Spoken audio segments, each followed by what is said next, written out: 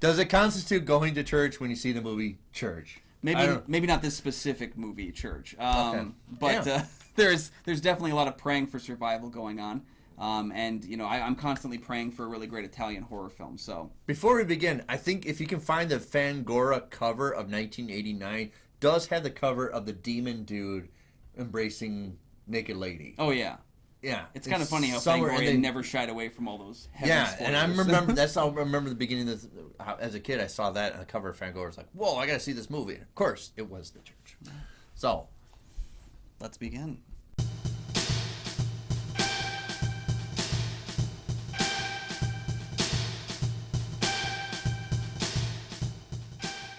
Amen. Welcome back to the show, everybody. I'm one of your hosts, Kyle Goethe from GoatFilmReviews.com. I'm Nick, hoping you're praying you enjoy the show.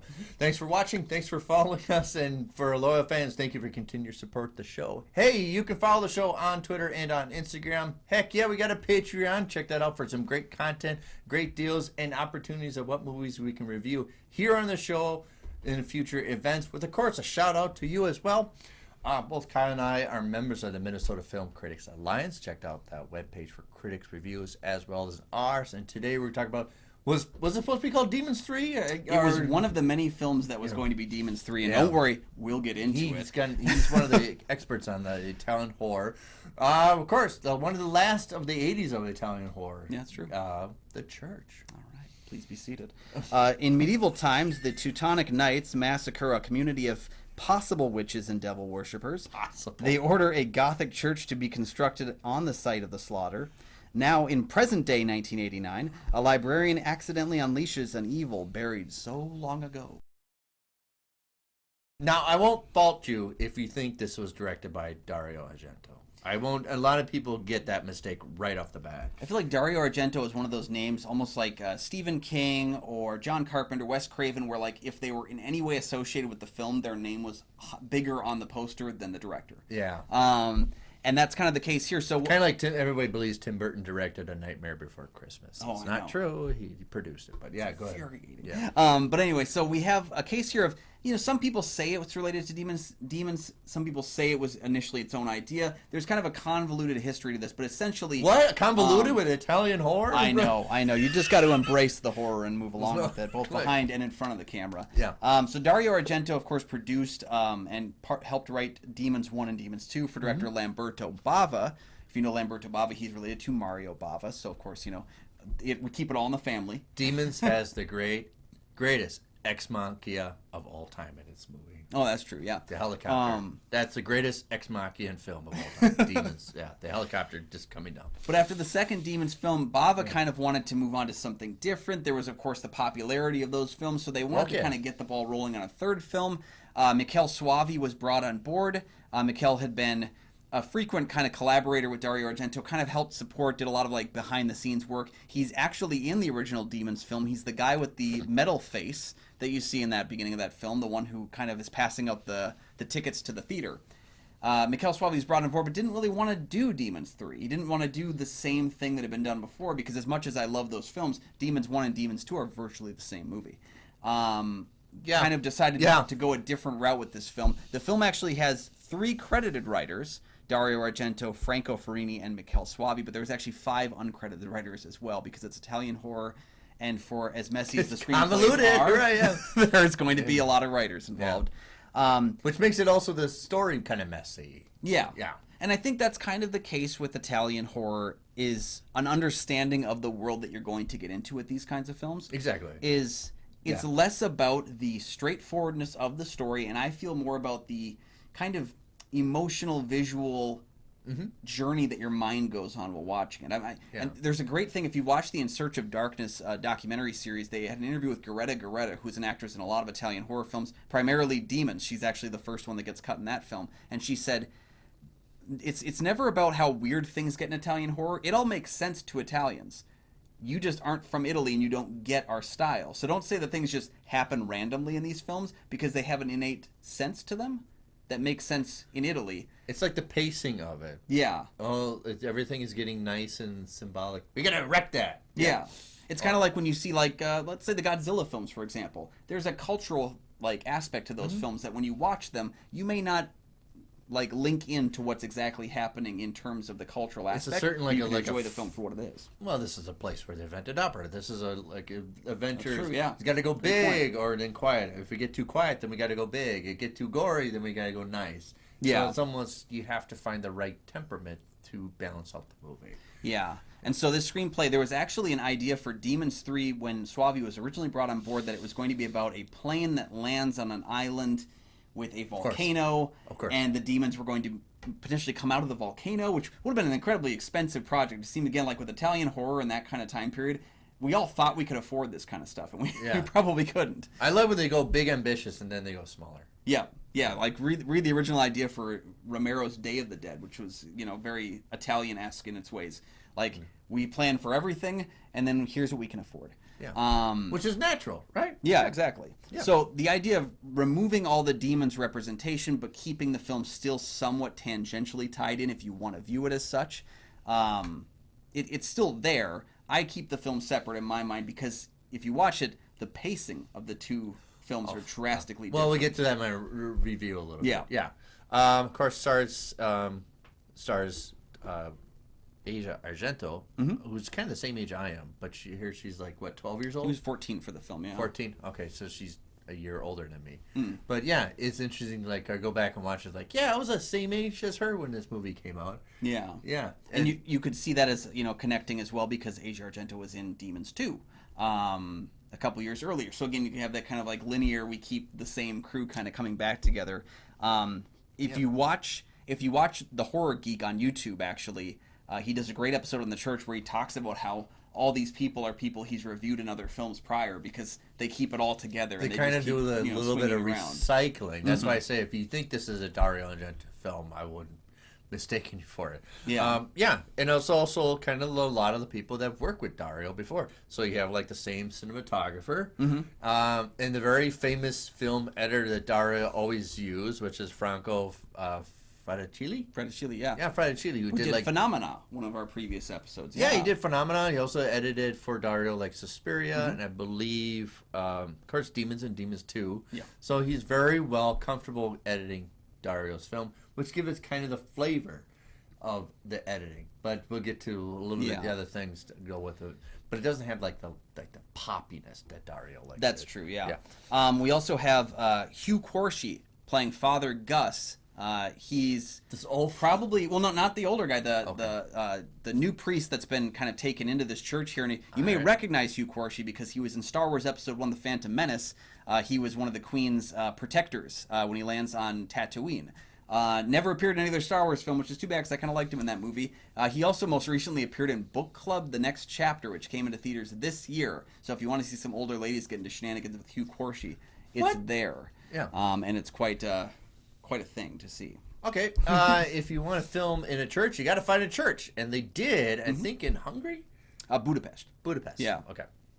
Which is still there, right? Yeah, I think it's still there. I had it listed on my if I ever get there, I'd like to see it list because, of course, being a fan of Demons, I wanted to see the theater that Demons is set in, but that's been demolished, so I'll never get my chance there. But yeah, maybe the church will still be there. Right. So they found their.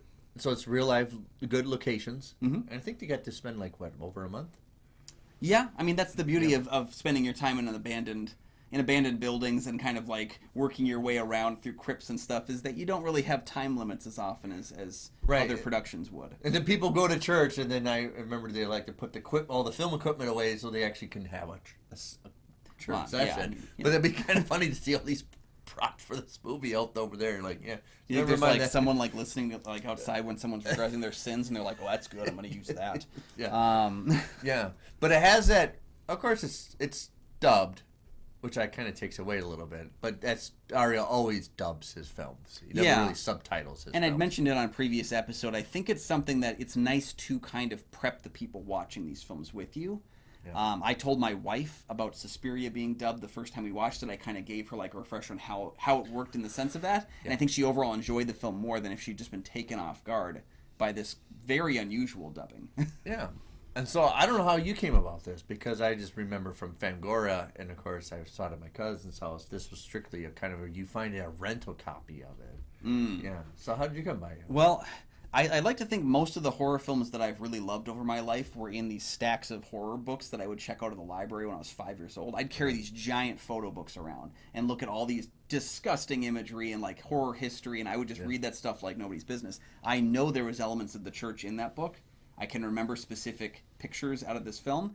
But more than anything, I'm also one of those guys that when I see a good sale on Target's website, I have to add it to my cart. And the church was like $10. It was during COVID, and I'm like, I'm going to order that. Okay, good. And that one came in, and I remember hearing about it being Demons 3, and of course I like the Demons film. So like it was almost like 3 excuses to check out this movie. So I won't be mistaken if you think this is a Dario Argento film. I also mistaken if you think this movie came out in like 1979 instead of 1989.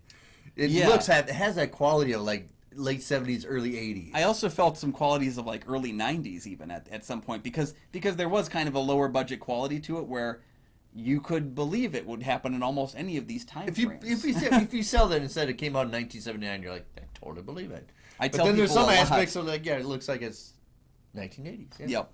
One franchise that's really funny about checking that out is the Howling movies, because there was a Howling movie like every 2 or 3 years for about 15, 20 years. Yeah. And the further they got into that series, the more the films looked older than the original. Because just the lower budgets as they went through got older and older. And so this one's somewhere around the Howling 4 in terms of its old but new look. All right. I think we got enough background to get started on the review of The Church. So this is the 3rd time I've seen it. Thank you for letting me watch it again. How many times have you seen this one? 3 probably as well. Okay. Yeah, I think 3 as well. All right. I know my friend Crystal, hi Crystal, who only buys horror movies. She had a copy on DVD, and I just went nuts. This is like when I was in college in the late 90s. Like, I've been looking for this movie forever. You have a copy of it. I want to watch it again. So, yeah, and this is my 3rd time viewing it. Overall. What's funny is actually I liked the film the first time I saw it. I liked it the second time I saw it. I really liked it the 3rd time I saw it. I think it's a film that kind of grows on you a little bit as you kind of embrace it, because Italian horror, I tend to appreciate the faster-paced Italian horror just because they usually go to a level of insanity that I can't really muster, and that I really want to be a part of. I talk about films like Suspiria. Tenebrae does that. I think Zombie, another film we've talked about on the show before, the building and that intensity as it goes usually drives me. I think initially the pacing did affect me in the film, but now I've come to embrace it because I do think that as it builds, it is slowly adding layers, and I think it's one of the more well-constructed Italian horror films. Right. This is one of those things that if you're comfortable with Italian horror, you love that. You just get bombarded. Mm-hmm. Like Suspiria, she comes out of the airport, and it's just the wind and everything. She has to fight everything.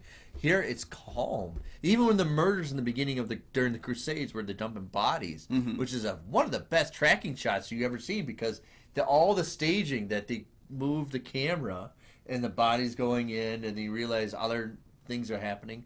Wonderfully shot for what they could afford, but it's still calm. It's still relaxing. And then you get in the environment, which is the very important when you make a movie called The Church. The church becomes a character of the movie. Yeah. It's another added addition to the movie. There's only one little slice of editing that's kind of awkward, is when the archaeologist says, "Stop digging," which almost jumps out of nowhere because you get almost this relaxation watching the movie. There usually tends to be someone bursting onto the scene in these kinds of films. It's maybe surprising because it hadn't happened in this film, and then because of the pacing, you don't expect it. Yeah.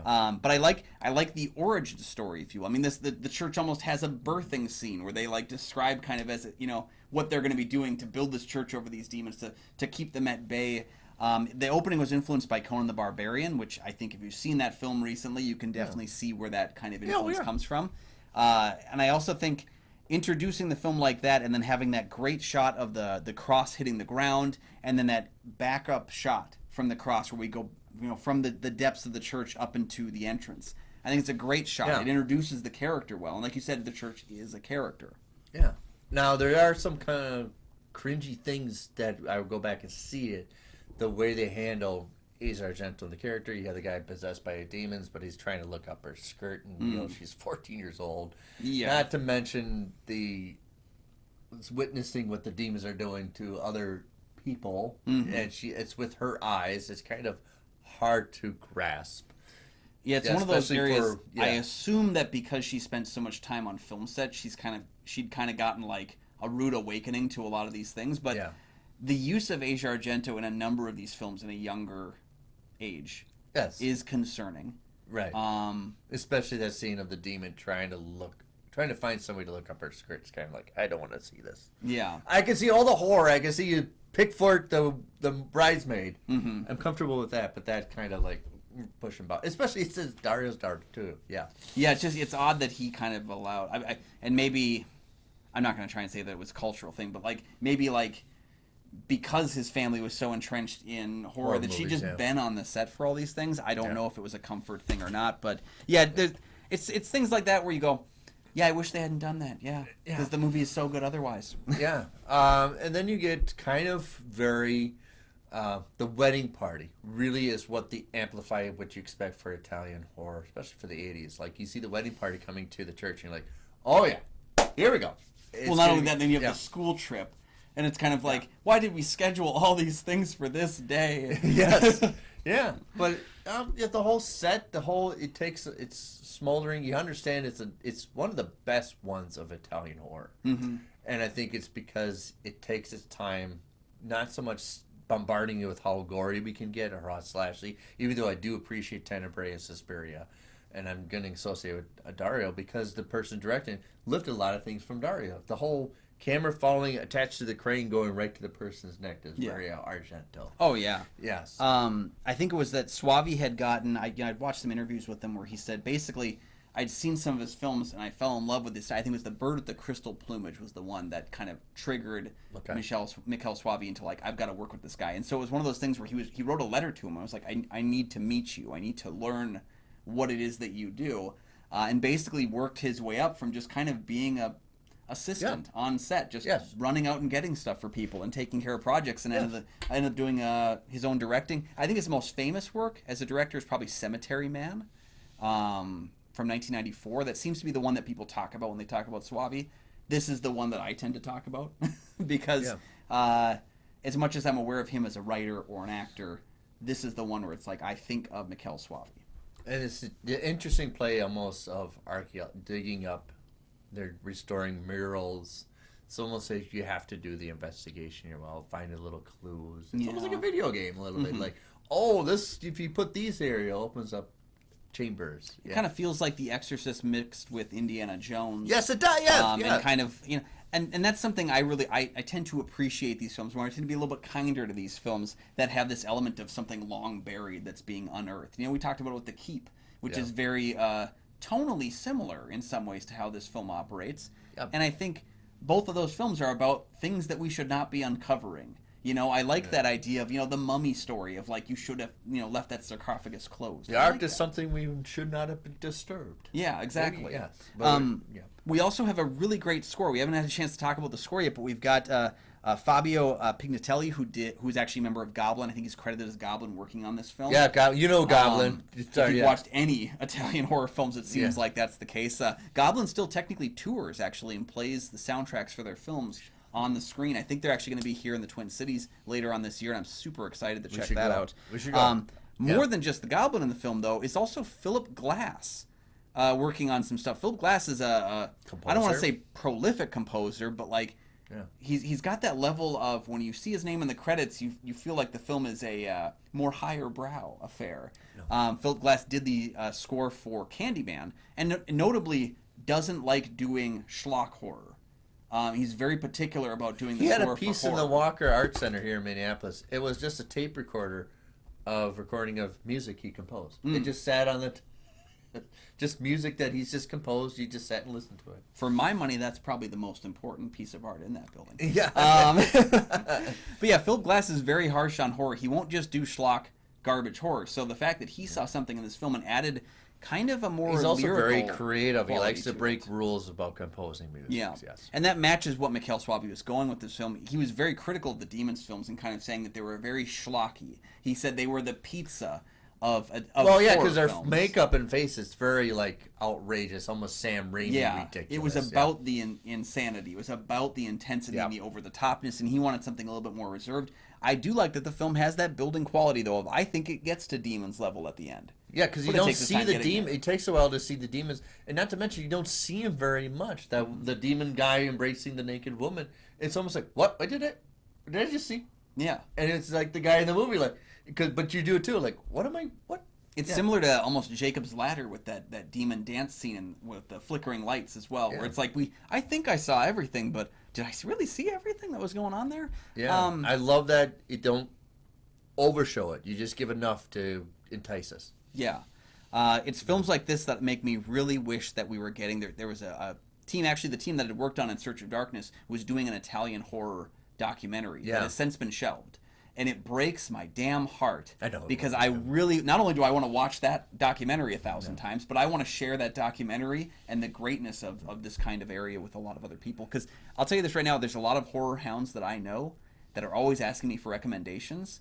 And I always sneak one Italian horror film in every one of those lists because most of them have never even like scratched the surface. And I think once you do, if it fits for you, it will kind of open up the floodgates. Well, it does break the rules for Italian horror because we don't have our eye gore. That's fair. There's no eye gore in this. Statistically speaking, there's still enough in Italian horror to make up for that loss. But that also goes back to maybe Suavi's wanting to subvert. Just what's break being the done rules of before. what you expect from Italian horror because I think it's a little more Americanized Italian horror movie than any ones. Yeah, Italian horror was in many ways kind of a worldly thing because you did tend to have American actors that would be in those films, and sometimes even overdubbed by their own work. But yeah, they were more worldly in terms of they allowed people from a wide berth of backgrounds to be in front of the camera, to be behind the camera, and it added something to every one of those films. Yeah, it's still an interesting movie. Not to mention just where it came from, late '80s of all those raunchy 80 horror movies in late '70s. To the '90s, it kind of almost whimpered a little bit in the '90s. Yeah, we scaled back a bit to, I want to say, more like perversions of normalcy in the early '90s. There was always, things like The Good Son, where it was like, like we're taking an idyllic family or like arachnophobia and we're adding just one twist of horror in it. But there was a certain level of realism that we hit in the '90s that then evolved into things like the Scream franchise. The Church was almost going to fall on its face no matter what you did with its release in America because it just wasn't hitting us at the right time. But I think it is now. But it's also the kind of the nice send-off of just, let's scale it back a little bit. We've been saturated. Here's another way we can present it. It's an interesting footnote to see. Yeah. If you watch all of them, like Demons 2 and Tenebrae and all, it's just, you're bombarded with the saturated colors and blood and everything. And this one dials it back, the colors a little. It's very muted. But also, you have to be patient to see your demons. Yeah. I'm going to make you work for it. This film was categorized as Demons 3. You also had a film called The Ogre that was also sold as Demons 3. Of course. I can't tell for certain. I feel like there was a movie, Black Demons, that was also Demons 3. I think there was a number of Demons films that weren't really Demons films as the standard goes. Yeah, if you made it this far, add a comment down below. But yeah, let us know what your favorite non-Demons demon sequel is. Yeah. There you go. Right, yeah. So, all right. What do you think of a review of The Church? Yeah, let us know down in the comments section. As of this recording, the film is streaming on Tubi, as well as a couple other services for rental and purchase. So go ahead and watch it, and then come back and tell us all about it. God, I love Tubi. Yeah, because it took me a long time. I felt like Indiana Jones looking for a copy to get one in the '90s, and then pull the Blu-ray back, and the hand comes out at you. Yeah, let us know your thoughts on the film down below, and where should we head next in the realm of Italian horror? Gosh, I've got some ideas of my own, but what do you think? Right, yeah. Well, I'm going to be hitchhiking part of it, yeah. That's fair. Yeah. Thank you guys for joining us so very much. Really appreciate you having watched the show with us. And you can find all of my film reviews, over 1,000 of them, at goatfilmreviews.com. Head over there and say a prayer for me. You can find my show, the St. Paul Filmcast, anywhere you find podcasts, and go ahead and listen while you're at church.